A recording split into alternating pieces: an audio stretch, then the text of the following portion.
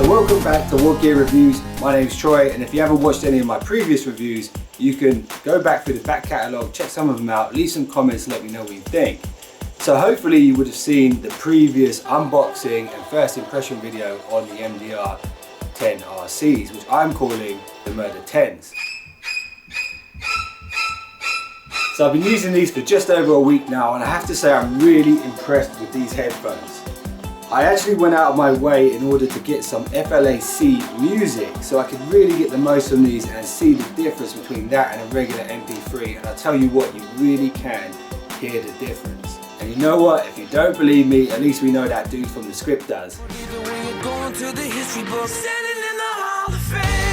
So these headphones are actually quite small, and they have 40mm drivers in there which deliver really crisp sound and an emphasis on the bass. Couldn't have put it better myself. So actually I tested out the Beats Solo 2s, which are a direct competitor for these, and they are very similar in size. In sound quality, I think they have slightly more bass than the Sonys, but that's not necessarily a good thing. With these, you get a real sense of high quality music. You can hear all the little intricacies there with the high resolution audio playback, which is fantastic.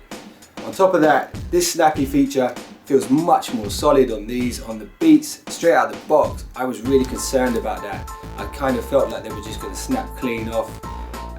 Again, in comparison to the Beats Solos, these are actually much more comfortable to wear, because the Beats Solos kind of felt like they're crushing my head, and the earpieces weren't as soft as these.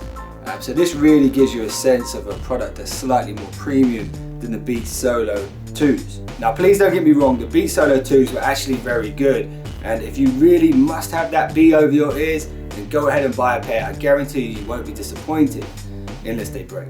So back to the Murder 10s. These have really good clarity, they have really good bass.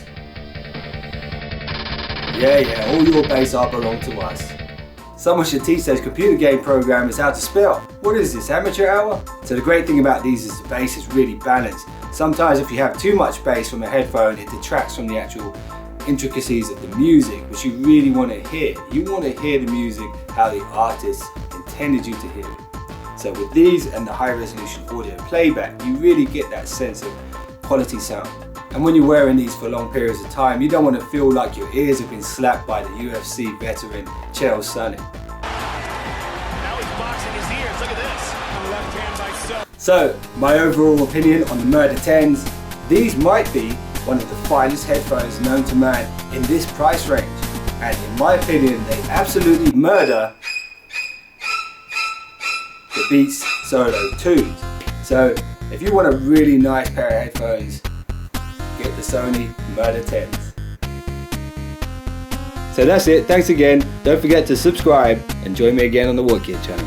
Oh, and how could I forget? This week's finest subscriber known to man is Jairo Morales. Thank you for your contribution to the WhatGear channel, and it looks like, judging by your profile pic, this is not the first time you've won an award. And in Wayne Manor, stately home of millionaire Bruce Wayne and his youthful ward, Dick Grayson, Alfred, the faithful butler, responds to the hotline. Hey Alfred, Troy from WhatGear again. Tell Batman he needs to stop messing around with that low-res audio and try some high-res from Sony. I'll summon him, sir.